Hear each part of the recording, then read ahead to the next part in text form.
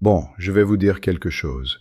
Beaucoup de gens pensent que je suis complètement fou, que j'ai perdu la tête en arrivant ici à Chiang Mai avec ma petite retraite et mon achat de maison. Mais franchement, regardez-moi bien.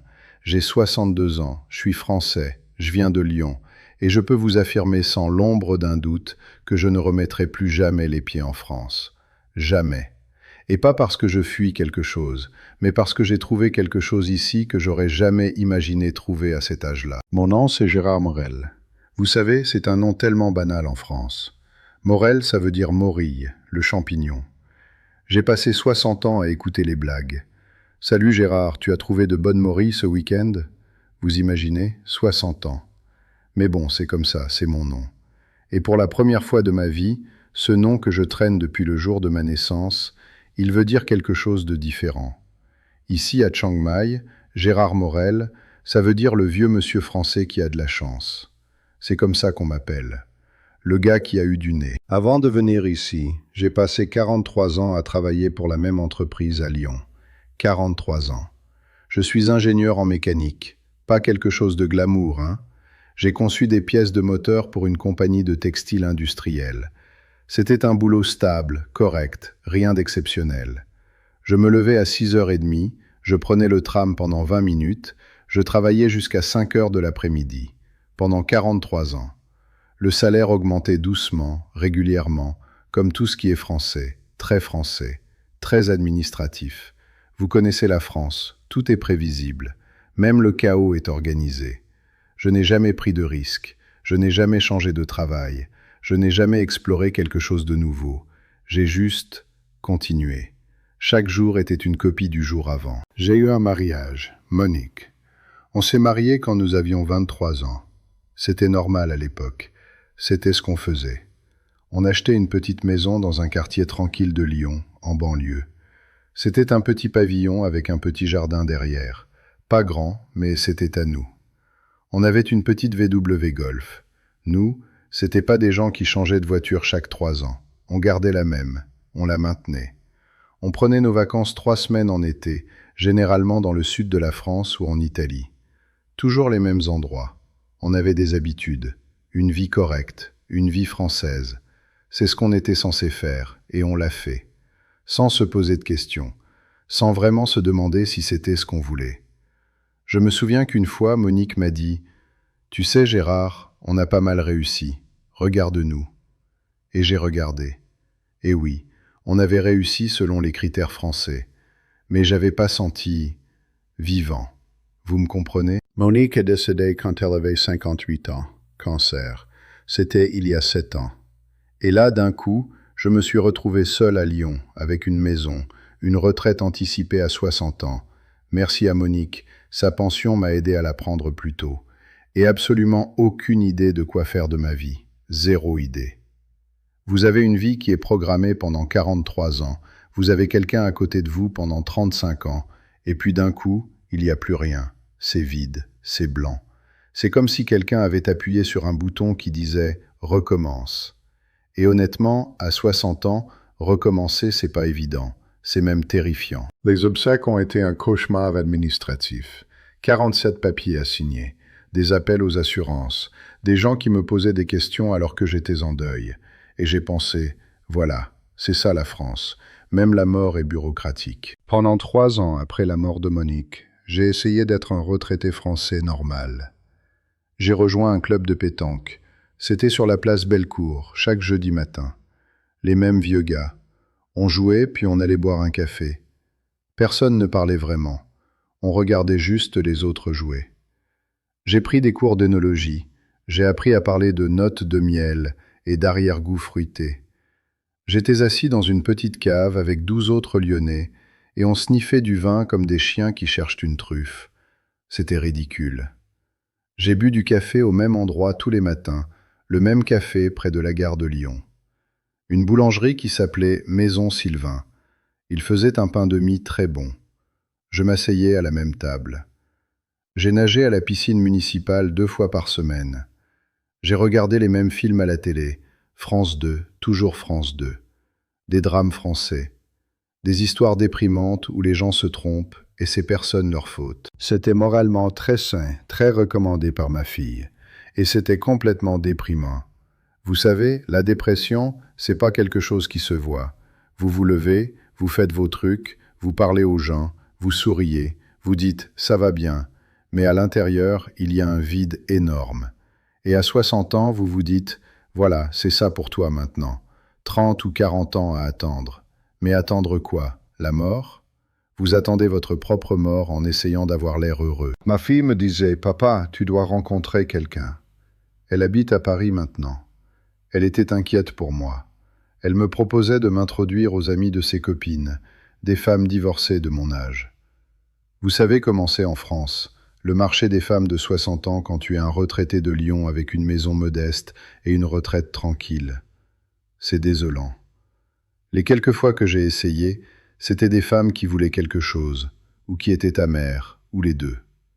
Une femme que j'ai rencontrée, elle passait le premier dîner à me raconter comment son ex-mari l'avait traitée.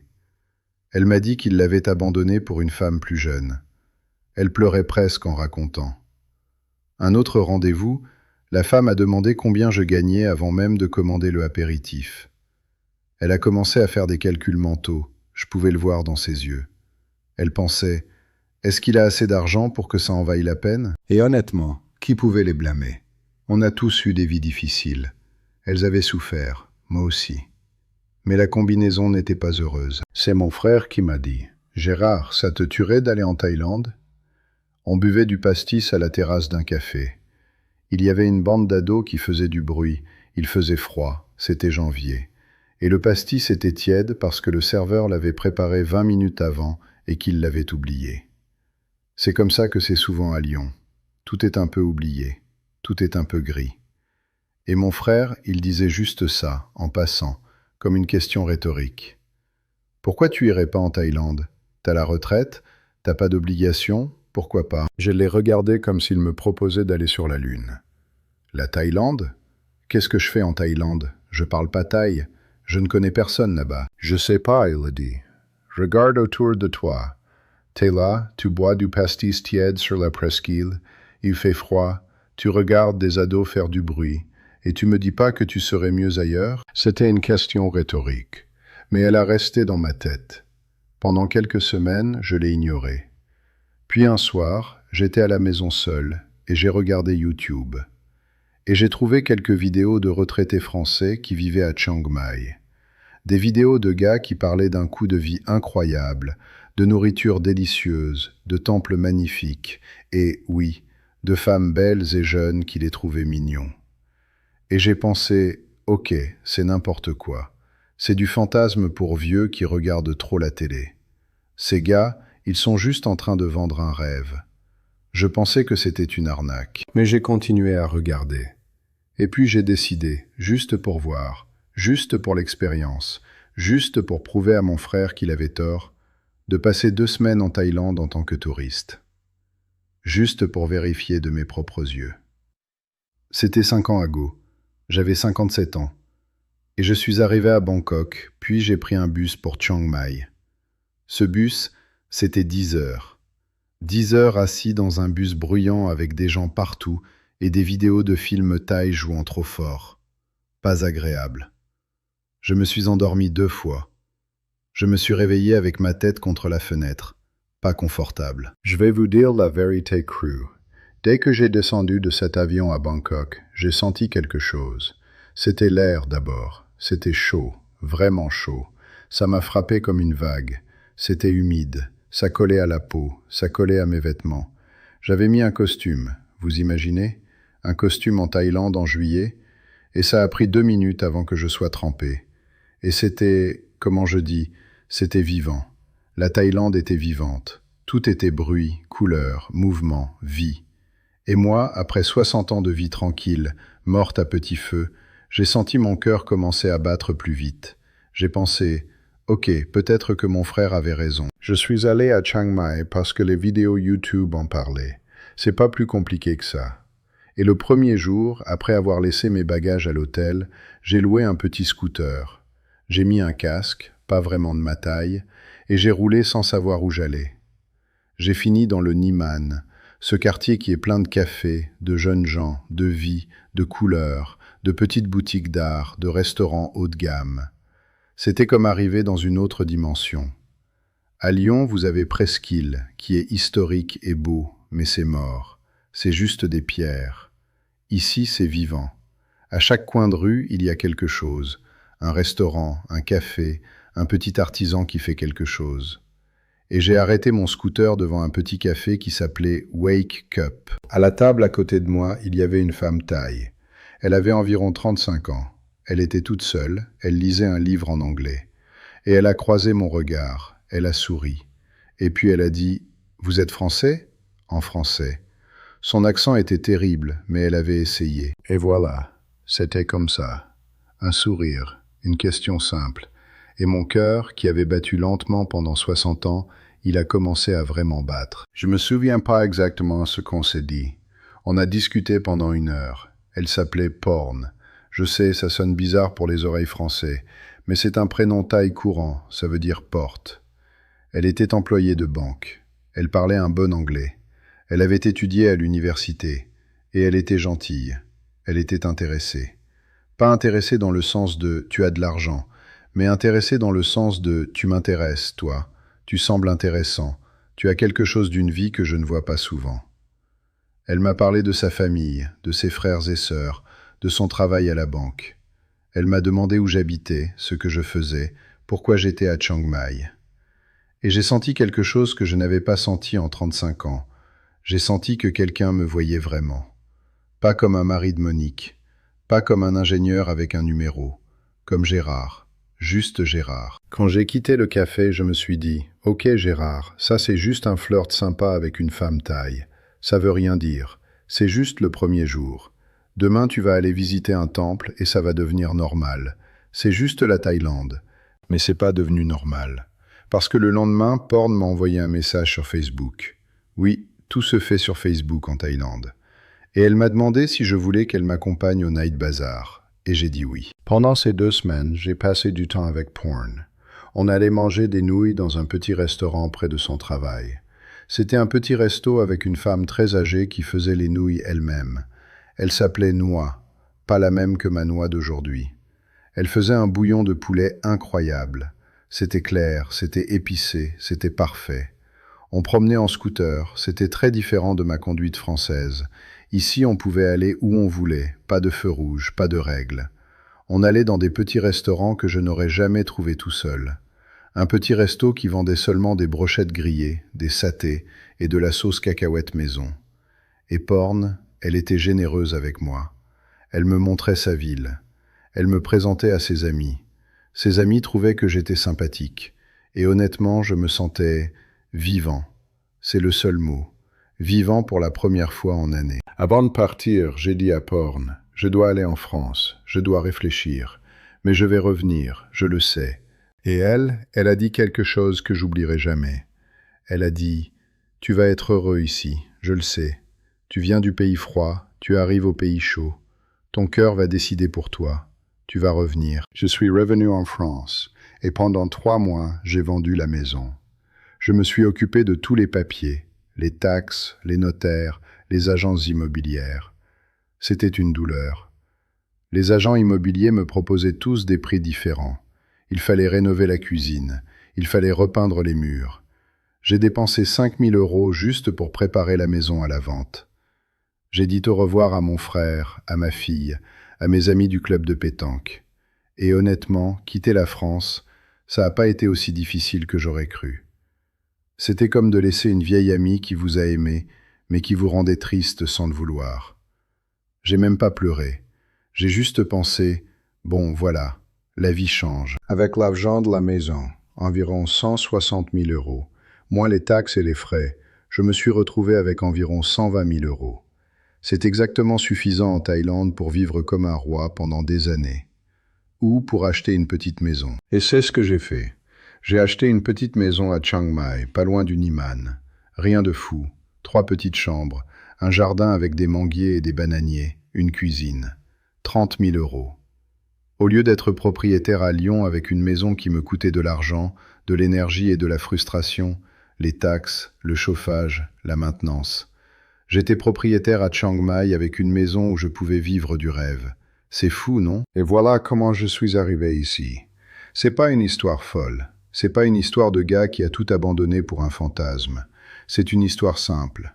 Un homme qui a eu une vie bonne et stable, qui a perdu la personne qui rendait cette vie significative, et qui a décidé qu'au lieu de s'asseoir à attendre la mort, il allait plutôt aller chercher la vie. Voilà pourquoi je suis ici. Et voilà pourquoi je ne partirai jamais. Bon, maintenant vous voulez probablement savoir la vraie question. Les 7 copines. Tout le monde me demande ça. Gérard, tu as 7 copines? Comme si c'était incroyable, comme si c'était impossible, comme si c'était immoral. Et franchement, en France, oui, ça semble fou. Mais en Thaïlande? En Thaïlande, c'est juste normal. C'est juste la réalité des choses. D'abord, clarifions. Ce que vous appelez une copine en France, une femme avec qui vous avez une relation exclusive, sérieuse, qui pourrait mener au mariage. Ce n'est pas exactement la même chose ici. Ici, c'est plus compliqué, c'est plus libéré, c'est plus honnête peut-être. Quand je suis arrivé à Chiang Mai définitivement, j'ai passé les 6 premiers mois juste avec Porn. On était ensemble, on habitait ensemble, on était heureux. On allait au marché ensemble le matin, on regardait la télé ensemble le soir. C'était une vraie relation. Elle me préparait à manger, elle me faisait du thaï curry avec du poulet et des aubergines. Elle était amusante. Elle me racontait des histoires sur sa journée à la banque. Mais la Thaïlande, elle vous enseigne quelque chose très rapidement. Rien n'est permanent. Rien n'est exclusif, sauf si vous le décidez ensemble. Et Porn, après quelques mois, elle a commencé à me parler d'argent. Elle avait un frère malade, il avait des problèmes de foie. Sa mère avait besoin d'une opération dentaire. Ça coûte cher en Thaïlande, les dents. Et les petits emprunts ont commencé. 5 000 bahts, 10 000 bahts. Plus tard, des sommes plus grandes. Et j'ai réalisé quelque chose que je savais déjà au fond de moi, mais que j'avais pas voulu accepter. Porn m'aimait bien, mais elle m'aimait aussi parce que j'étais un retraité français avec de l'argent. Et ça, c'est une vérité dure à avaler quand tu as 60 ans et que tu croyais avoir trouvé quelque chose de vrai. On s'est séparés pas en mauvais termes. Elle habite maintenant avec sa famille, et je lui donne un petit argent de poche de temps en temps, disons 1 000 bahts par mois, une vingtaine d'euros. Elle en a besoin. C'est comme ça que ça marche ici. Ce n'est pas dramatique. Ce n'est pas « j'avais un mensonge, ma vie s'effondre ». C'est juste « voilà, c'était pas la bonne personne pour une relation à long terme, donc on continue ». C'est mature, c'est réaliste, c'est thaï. Après Porn, j'ai commencé à mieux comprendre comment fonctionne vraiment la vie en Thaïlande. Et j'ai décidé d'arrêter d'essayer d'imposer mon modèle français de relations monogames, exclusives et jusqu'à la mort. J'ai décidé d'être honnête avec les femmes que j'ai rencontrées. Et je leur ai dit clairement, je suis un vieux gars français, j'ai une retraite modeste, j'aime passer du temps avec des femmes intelligentes et belles, et je ne peux pas offrir un mariage ou une relation exclusive. Mais je peux offrir honnêteté, respect, gentillesse, et un peu d'argent pour l'aider à avoir une meilleure vie. Et vous savez quoi? Beaucoup de femmes thaïs ont dit oui. Beaucoup. Parce qu'elles vivent dans une réalité économique différente de celle de Lyon. Une fille que j'ai rencontrée au Niman, elle gagnait environ 400 € par mois comme enseignante. 400 €. Et elle avait sa mère, sa sœur et 2 nièces qui dépendaient d'elle. Son salaire était tout. Et quand je lui ai dit « Je peux t'aider avec tes frais d'université pour ta nièce », ça a changé sa vie. Ça a changé la vie de sa famille. Que je l'ai comme copine ou pas, c'était un arrangement qui avait du sens. Donc oui, j'ai 7 copines. Je peux vous dire en détail qui elles sont. Il y a Noa, qui enseigne l'anglais à l'université. C'est la plus intelligente du groupe. Elle a une maîtrise en littérature anglaise. On discute beaucoup. Je lui montre des livres français. Camus.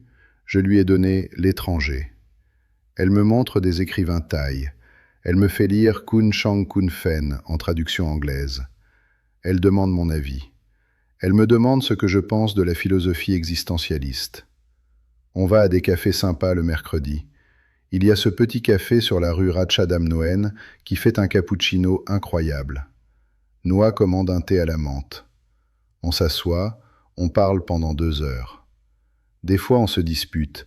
Elle pense que je suis trop pessimiste sur la politique française. J'ai dit « Noa, c'est pas du pessimisme, c'est de la réalité ». Elle a dit « Non, Gérard, c'est que tu viens d'une vieille culture. Nous, on est jeune, on a de l'espoir. Et elle a raison. C'est une relation plus intellectuelle. Parfois, je oublie qu'elle a 10 ans de moins que moi. Il y a Lek, qui travaille comme guide touristique et qui parle 5 langues, français, anglais, chinois, allemand et thaï, bien sûr. Elle est extraordinaire. Elle a travaillé avec des touristes du monde entier et elle a des histoires folles. Un jour, elle m'a dit qu'elle a guidé un groupe de Québécois qui voulaient absolument goûter du vin français à Chiang Mai. Elle les a trouvés une petite épicerie française qui vendait du Bordeaux pour 40 € la bouteille. Elle dit « Gérard, j'ai dit, ce vin coûte combien en France ?» J'ai dit « Peut-être 15 € chez Carrefour ?» Elle a dit « Voilà, tu vois, c'est ça être riche, c'est payer 40 € pour un vin de 15 € juste parce qu'on est loin. » Lek, elle est pragmatique. Elle a dit un jour « Gérard, je sais que tu ne vas jamais me demander en mariage. C'est ok, moi non plus je ne le veux. Je veux mon indépendance. Mais j'aime passer du temps avec toi parce que tu me fais rire. » Et c'est vrai. Lek me fait rire. On va au Night Bazaar et on fait des jeux. On essaie de deviner ce que les gens vont acheter. On invente des histoires sur les clients.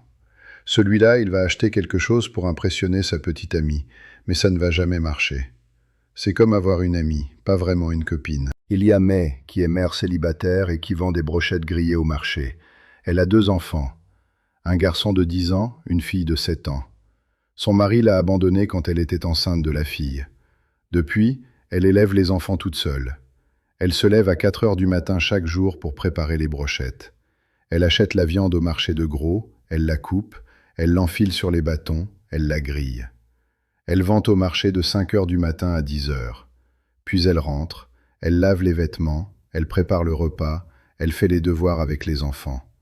Et elle ne se plaint jamais, jamais. Je vais la voir au marché, je l'aide parfois, je tiens les brochettes pendant qu'elle les grille. Les enfants m'aiment bien maintenant. Le garçon m'appelle grand-mère. C'est comme ça que tu dis grands-parents en thaï. Je l'ai aidé avec les frais d'école. C'était 3000 bahts par trimestre, environ 85 €. Je lui ai dit « Mais c'est déduit de ce que j'aurais dépensé avec toi de toute façon. » C'est vrai aussi.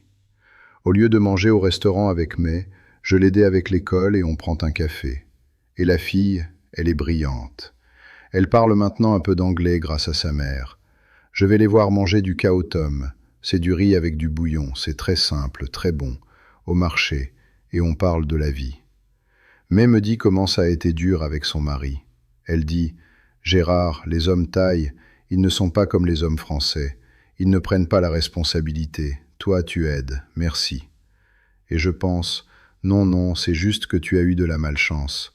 Les hommes français aussi abandonnent. » Mais je ne dis rien. Il y a Fon, qui travaille dans un salon de massage traditionnel. C'est un travail très difficile. Elle masse les gens toute la journée. Ses mains, ses bras, son dos. Tout lui fait mal. Elle prend des antalgiques tous les soirs. Elle me dit parfois que quelqu'un lui a donné un pourboire énorme, 500 bahts, et elle est heureuse pour une semaine. Ou quelqu'un a été un salaud pendant son massage. Ils ont été trop bruts, ou ils lui ont parlé méchamment, et elle est triste. Avec Fon, on regarde des films. Elle adore les films de Disney. On regardait Réponse l'autre jour, et elle pleurait parce que la mère adoptive était si méchante. Elle a dit « Ma mère est pas comme ça. Ma mère m'aime. » Fon vient d'une petite ville du Nord, Pai, et elle envoie de l'argent à sa mère chaque mois. Elle me dit que c'est difficile de vivre seule à Chiang Mai, loin de sa mère. Elle a une sœur qui a une relation avec un autre vieux gars français. On le connaît du club des retraités. Elle dit « La Thaïlande, c'est pas facile pour les femmes seules, Gérard. Même les mères de famille, c'est compliqué. » Et elle a raison. Il y a Tay, qui est comptable et qui a un bon emploi. Elle travaille pour une petite entreprise d'import-export. Elle est la plus carriériste du groupe. Elle parle sérieusement de son avenir. Elle veut ouvrir son propre petit commerce, peut-être un café ou un petit restaurant. Elle me montre son business plan. C'est mal écrit en anglais, mais l'idée est bonne. Elle a mis de côté 15 000 bahts, 400 €, pour sa rêve. Je lui ai dit « Tay, c'est pas assez pour démarrer. » Elle a dit « Je sais, ça me prendra 3 ans, mais j'ai un plan. » Et je suis impressionné. Tay, elle n'a pas besoin de mon argent. Elle le veut, bien sûr. Tout le monde veut plus d'argent. Mais elle n'en dépend pas. Je la vois moins souvent que les autres parce qu'elle est occupée, Mais quand on se voit, on parle d'économie, de finance, d'investissement. Elle m'a demandé un jour, « Gérard, comment tu as réussi en France? Tu as grandi pauvre ?» J'ai dit, « Non, on était classe moyenne. » Modeste, mais stable. Elle a dit, « C'est mieux que moi. Moi, je venais d'une famille pauvre. Mon père était ouvrier agricole. » Je lui ai dit, « Et regarde-toi maintenant, comptable, indépendante, rêveuse. » Elle a souri. Il y a Jai, qui vend de la nourriture au Night Bazaar. Elle vend des brochettes de porc grillées et des poumons grillés. Les médecins français diraient que c'est pas bon pour la santé, mais en Thaïlande, c'est délicieux et c'est de la tradition. Jai est très énergique. Elle me parle rapidement en thaï et en anglais mélangé. Elle me dit que le Night Bazaar, c'est devenu moins touristique. Avant, il y avait plus de farangues, les touristes. Maintenant, c'est surtout des Thaïs. Elle pense que c'est mieux. Plus d'argent local, moins de farangues stupides qui marchandent pour 50 centimes. Elle me fait rire. Elle me demande mon avis sur tout. « Gérard, tu penses que je dois teindre mes cheveux? Regarde, les jeunes filles, elles font des couleurs maintenant. » J'ai dit, « tu es parfaite comme tu es, ne change rien. » Mais elle change ses cheveux quand même. Elle les teint en auburn. Puis elle regrette. Elle dit, « Gérard, c'était mieux avant, non ?» Je dis, « Oui, tu avais raison. » Mais franchement, je n'ai pas vraiment d'opinion. Elle me fait juste penser à une sœur que j'aurais eue. Et il y a Duong Chai, qui est une retraite et qui est mon amie depuis des années. On ne sort plus ensemble romantiquement maintenant, on est juste des amis. Elle a 64 ans, elle est plus vieille que moi. Elle a été mariée pendant 38 ans. Son mari est mort d'un accident vasculaire. Elle était dévastée. Elle est venue à Chiang Mai pour se reconstruire. Nous, on s'est rencontrés à un event du Club des retraités français.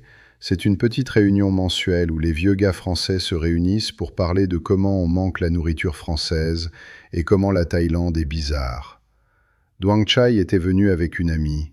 Moi et elle, on a parlé. Et on a trouvé qu'on avait beaucoup en commun. On avait tous les deux perdu quelqu'un. On savait les deux à quel point c'était difficile de recommencer. Alors, on a commencé à passer du temps ensemble. Mais après quelques mois, on a réalisé que ce n'était pas romantique pour nous deux. C'était juste confortable. Alors on a décidé de rester amis. Et c'est un des meilleurs arrangements que j'ai jamais fait.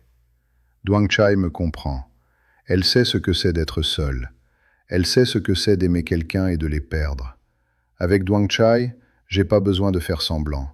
J'ai pas besoin d'être le vieux gars cool qui a 7 copines. Je peux juste être triste parfois. Avec chacune d'elles, j'ai une relation différente. C'est pas de l'amour au sens français, ce machin où vous vous mariez et vous passez 30 ans à regarder quelqu'un devenir une version ennuyeuse de vous-même. C'est plus compliqué. C'est de l'affection, c'est du respect, c'est de l'intérêt mutuel. Et aucune d'elles ne croit vraiment qu'on va finir ensemble. Elles savent qui je suis. Elles savent que je suis un vieux gars français qui a une retraite modeste et qui va repartir du monde avant elles. Et elles ont accepté ça. Et moi aussi. Et c'est peut-être la chose la plus honnête que j'ai jamais eue. Le coût de tout ça, c'est pas ce que vous imaginez. Ma retraite en France est d'environ 1800 € par mois. C'est une retraite correcte en France, modeste, mais suffisant pour vivre seul. Ici, c'est une fortune. Un loyer de maison décente à Chiang Mai, 300 € par mois, maximum. En France, vous cherchez un petit appartement, c'est 1000 ou 1200 € minimum. La nourriture en France, vous êtes à 5 € pour un sandwich en boulangerie. Ici, c'est 50 cents. Je peux manger un repas délicieux pour 2 ou 3 €. Mon scooter, loué 30 € par mois. L'électricité, 20 € par mois. L'eau, 3 € par mois. C'est quoi, monde? C'est fou. Les femmes, honnêtement, pas beaucoup d'argent. Quelques repas. Un peu d'aide pour l'école des enfants. Un peu pour la mère de mai qui a des rhumatismes. Ça monte rapidement, bien sûr. Peut-être 1000 € par mois si je suis généreux avec tout le monde. Mais ça, c'est vouloir être généreux. Ce n'est pas une obligation, c'est un choix. Comparons à la France. Si j'avais resté à Lyon avec ma maison, mes taxes, mon chauffage, ma vie normale, le loyer aurait été 0. Mais les taxes de la maison auraient été environ 200 € par mois. Plus les assurances. Puis il y aurait les réparations. Ma chaudière aurait besoin d'être serviste. C'était une vieille chaudière. Elle avait 40 ans. Une réparation, ça coûte facilement 1000 ou 2000 euros. Puis l'assurance, puis l'eau, puis l'électricité. Ah, l'électricité en hiver en France, c'est une facture énorme. Mon voisin m'a dit qu'il payait 600 euros par mois en hiver. 600 euros pour faire fonctionner une vieille maison mal isolée. La nourriture en France coûte le triple d'ici, facilement. Un petit repas à Lyon, c'est 10 ou 15 euros. Ici, c'est 1 ou 2 euros. Un café au café en France, c'est 4 euros. Ici, c'est 50 cents. Un verre de vin en France, c'est 5 euros. Ici, c'est 2 euros. En France, les femmes de mon âge, les quelques fois que j'ai essayé, elles avaient soit des problèmes avec l'argent, elles en voulaient, soit elles en avaient trop et elles me regardaient de haut. Ou elles étaient célibataires pour une raison, elles avaient un tempérament difficile, ou elles avaient des exigences impossibles. C'était compliqué. Ici, c'est honnête, c'est clair, c'est transparent. Ma journée typique à Chiang Mai ressemble à ça. Je me réveille vers 6 heures du matin. Il fait déjà chaud, environ 28 degrés. Je me lève, j'ouvre les volets. Je vois les manguiers dans mon jardin. Les fleurs commencent à pousser, des fleurs roses. Je prends un café à la maison.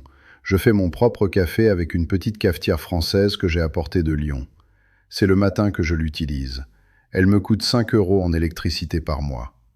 Je prépare le café, j'ajoute un peu de lait chaud et je m'assieds sur la véranda.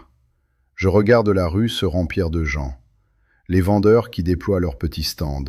Les gens qui se promènent pour prendre leur petit déjeuner. C'est merveilleux. Après mon café, je vais au marché près de chez moi. Un petit bol de soupe à base de riz, une cow tom et un café. Ça me coûte environ 1 euro. Je vois souvent les mêmes gens. Les vendeurs de marché me connaissent maintenant. Le vieux vendeur d'œufs, il dit toujours « Bonjour Gérard, habituel ?» Et il me prépare une cow tom avec des œufs cuits à la vapeur, un peu de poisson sec et une sauce de poisson sur le côté. C'est simple, c'est délicieux. C'est agréable d'avoir une routine. Pas une routine qui vous éteint comme à Lyon, mais une routine qui vous connecte à la vie autour de vous. Je connais la femme qui vend les jus. Elle s'appelle Ni. Elle me fait un jus de mangue frais. Elle presse des mangues. Ça me coûte 1 dollar. Ça prend 3 minutes. C'est mieux que n'importe quel jus Tropicana. Après le petit déjeuner, selon le jour, je vais faire quelque chose. Peut-être je vais à la piscine publique. Oui, il y a une piscine publique ici que j'aime bien. C'est une piscine olympique, 50 mètres. Il y a des enfants qui apprennent à nager. Il y a des vieux gars comme moi qui font des longueurs. On n'a pas besoin de parler, on nage juste. C'est très zen. Peut-être j'appelle Noah et on va prendre un café. Peut-être je vais au Niman et je marche dans les petites rues avec les restaurants. C'est devenu mon endroit préféré. Il y a ce petit café qui s'appelle Chiang Doi Roast. Ils font un espresso incroyable. Je prends un espresso, je m'assieds, je lis mon livre. Je suis en train de relire Camus.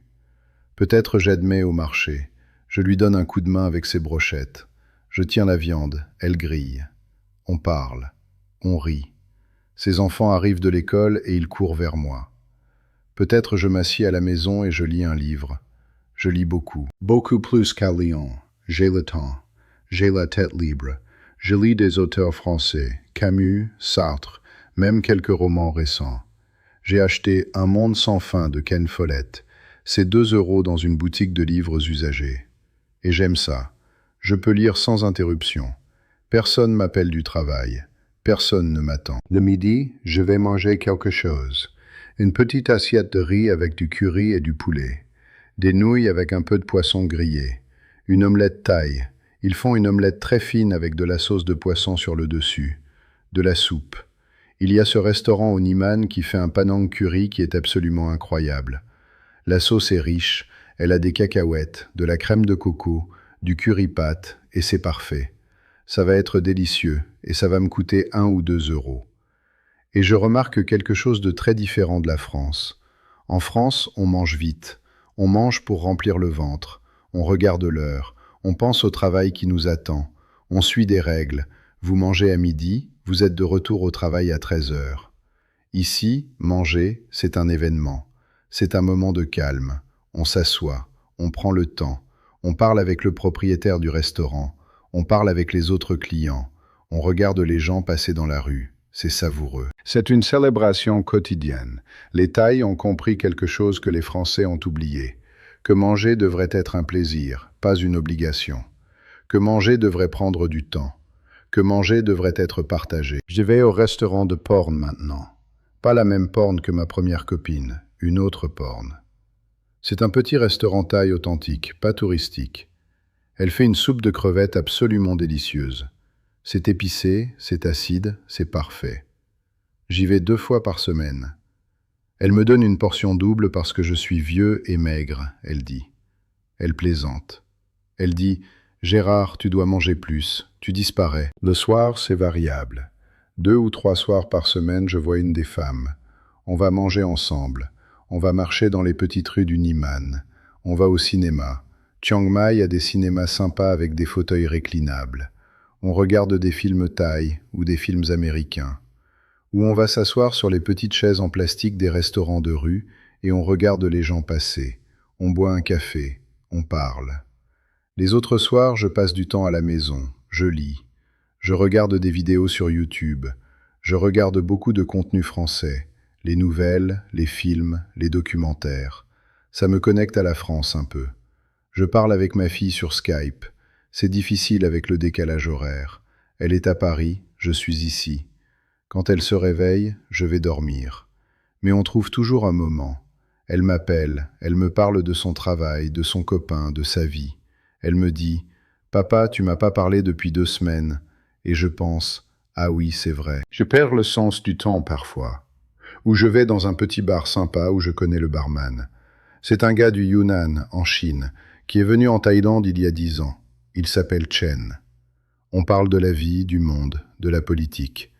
On parle de la Thaïlande, de la Chine, de la France. C'est un vrai ami. Il me fait des mocktails. Il appelle ses créations par des noms amusants. La dépression de Gérard. C'est un mélange de jus de fruits frais et un peu de miel. Il dit « Gérard, ce cocktail va te rendre heureux. » Et ça marche. Vous savez ce qui m'a frappé le plus quand je suis arrivé ici? C'est que personne ne se soucie de votre âge. En France, quand vous avez 60 ans, vous êtes vieux. Les jeunes femmes ne vous regardent pas. Les autres vieux hommes vous ignorent. Vous êtes d'une concurrence. Vous êtes dans une catégorie. Vous êtes fini. C'est implicite, mais c'est clair. Et c'est déprimant. Ici, en Thaïlande, il y a un respect pour l'âge, merci au bouddhisme. Mais il y a aussi une acceptation que la vie continue. Que vous pouvez avoir des copines, que vous pouvez être séduisant, que votre vie n'est pas terminée, que vous avez encore de la valeur. Ça change tout. Et « elle te trouve toute mignon », c'est le texte sur la miniature. C'est pas quelque chose de faux que j'ai inventé pour cette vidéo. C'est littéralement ce que beaucoup de femmes thaïs m'ont dit. Pas parce que je suis beau, je ne suis pas beau. J'ai 62 ans, j'ai des petites rides sur le front, j'ai un petit ventre, mon dos me fait mal le matin. Je suis un vieux gars. Mais j'ai quelque chose que beaucoup d'hommes de mon âge n'ont pas. J'ai confiance, j'ai curiosité, je m'intéresse aux gens, je ris facilement. Je ne prends pas les choses trop sérieusement. Et je ne suis pas amer, je ne suis pas toxique, je ne passe pas mon temps à me plaindre. Et ça, apparemment, c'est assez pour être considéré comme mignon, même si tu as 62 ans. La communauté des expatriés à Chiang Mai, c'est quelque chose. Il y a environ 300 Français ici, des retraités, des digital nomades, des gens qui sont venus pour les femmes, des gens qui sont venus pour la paix. On se connaît tous un peu. Vous allez au même café, vous voyez les mêmes gens. Il y a ce club des retraités français que j'ai mentionné. On se réunit 1 fois par mois. Quelques gars apportent du vin français. C'est très cher ici. Mais les gars qui ont beaucoup d'argent, ils achètent les bonnes bouteilles. On parle de comment on manque la nourriture française. Quelqu'un dit « J'aimerais un bon croissant ». Un autre dit « J'aimerais un steak frites ». Et moi, j'écoute et je pense « Non, pas moi, je suis heureux avec ce que j'ai ici ». Mais je ne dis rien. Les gars peuvent être jugementalistes. Ils pensent que tu les abandonnes si tu ne te plains pas. Donc je dis « Oui, les croissants d'ici, c'est pas terrible. » Et tout le monde est heureux. C'est de la politique sociale, tu sais. Il y a beaucoup de gars qui parlent de partir. L'année prochaine, je vais visiter la France. Mais ils ne partent pas. où ils partent pour 3 semaines et ils reviennent rapidement. Ils ne peuvent pas supporter le climat français. Ils ne peuvent pas supporter les gens français. Ils ne peuvent pas supporter leur vie française. Ils reviennent à Chiang Mai et ils sont heureux. Il y a aussi une communauté de jeunes, des gens qui sont venus faire de l'argent en enseignant l'anglais ou en faisant du digital nomade travail. Ils sont très bruyants. Ils vont au Niman tous les soirs. Ils boivent beaucoup. Ils couchent avec les femmes thaïs et ils croient que c'est l'amour. Et puis, après 6 mois ou 1 an, ils s'en vont. Ils ne peuvent pas supporter la Thaïlande vraiment. Ou ils rencontrent quelqu'un et ils s'installent et ils deviennent juste un autre gars blanc avec une jeune femme thaï. C'est la vie, tu sais. Mais la communauté des retraités, c'est différent. On a le temps, on a les ressources. On sait que c'est notre dernière chance pour être heureux. Donc, on prend soin de nous. On se regarde. Il y a un gars, André, il a eu une crise cardiaque l'année dernière. Aussitôt, tous les autres gars lui ont rendu visite. On lui a apporté de la nourriture, on l'a aidé. Je l'ai accompagné à l'hôpital plusieurs fois. C'est comme une fraternité, on se comprend. On sait tous pourquoi on est ici. Bien sûr, la Thaïlande, c'est pas un paradis. C'est juste un endroit différent avec ses propres avantages et ses propres défis. Le système de santé, pour un exemple, c'est pas tout le temps fiable. Je dois faire attention avec certaines choses. Je suis allé à l'hôpital une fois pour une infection des yeux, et c'était primitif comparé à la France. Les médecins étaient compétents, mais les installations étaient basiques. Les murs avaient besoin de peinture. Il n'y avait pas de savon dans les toilettes. Et les médicaments, je dois parfois les faire venir de France parce que je ne fais pas confiance aux versions thaï. La médecine française, c'est pas mal, tu sais. Mais pour les petites choses, la Thaïlande est OK. La chaleur, c'est quelque chose avec laquelle tu dois vraiment te battre. Quand il fait 40 degrés dehors et que tu es un homme de 62 ans, avec une retraite et un système cardiovasculaire qui vieillit, tu dois être prudent. Je bois beaucoup d'eau, au moins 3 litres par jour, peut-être 4. Je reste dedans pendant les heures les plus chaudes, disons entre midi et 4 heures de l'après-midi. Je vais à la piscine, je prends des douches froides, je mets de la crème solaire, pas assez souvent, je dois l'avouer.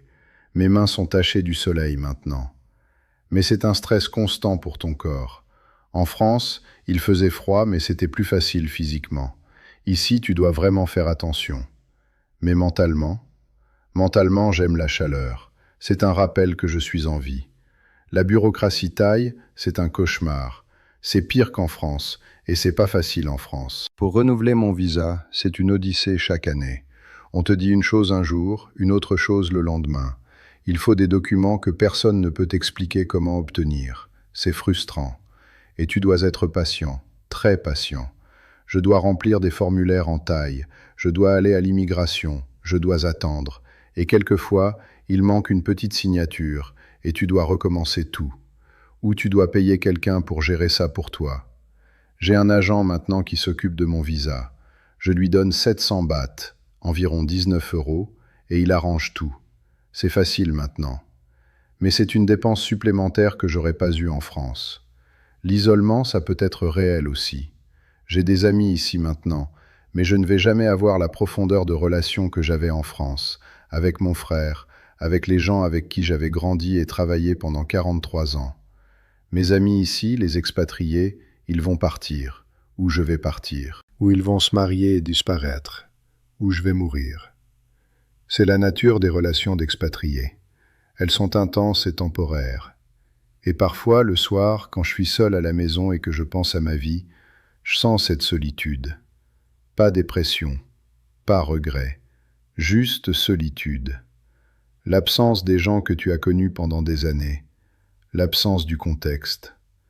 Quand j'étais à Lyon, je savais qui j'étais. J'étais Gérard, l'ingénieur, le mari de Monique, le frère de Jacques. Ici, je suis juste le vieux français. Je n'ai pas d'histoire. C'est parfois solitaire. C'est le prix qu'on paie pour la liberté. Mais contre tout ça, il y a tellement d'avantages.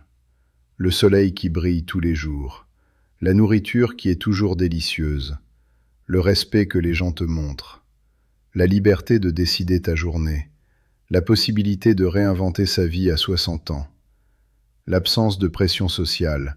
Tu sais, en France, on te juge.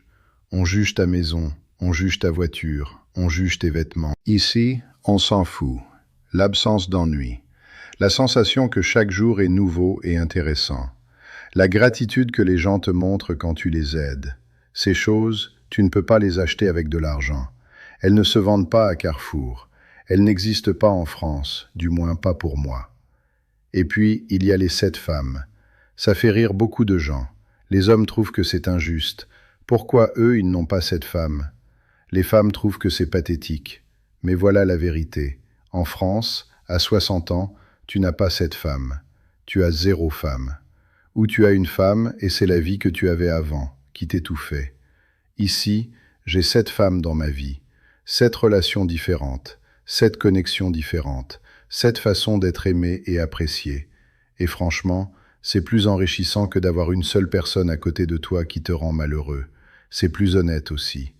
Les gens demandent souvent « Gérard, tu vas jamais te remarier? Tu vas jamais laisser une de ces femmes pour trouver ta véritable âme sœur ?» Et la réponse est non. Pourquoi je ferais ça? Pour retourner à un modèle monogame qui ne marche pas pour moi? Pour trouver une femme taille qui, après quelques années, va vouloir la vie sérieuse et qui va exiger que j'arrête de voir les autres? Et puis quoi? On s'ennuie ensemble? On regarde la télé en silence? Non. Je suis content comme je suis. Je suis heureux. Et c'est assez. Chiang Mai, c'est ma maison maintenant. Les 7 femmes, elles sont ma famille, d'une certaine façon. L'argent que j'ai, pas beaucoup, mais assez, c'est suffisant. Et le temps qu'il me reste, c'est pour moi de le vivre comme je le veux. Pas comme la société dit que je dois le vivre. Pas selon les règles françaises, selon mes propres règles. Et voilà pourquoi je ne quitterai jamais la Thaïlande. Pourquoi quiconque le ferait. Après ce que j'ai découvert ici, après avoir senti l'acceptation, après avoir goûté la liberté, après avoir réalisé que j'avais encore de la valeur à 62 ans, comment pourrais-je jamais retourner? Non, ici c'est ma maison, ici c'est où je vais terminer mes jours, et honnêtement, je ne pourrais pas être plus heureux.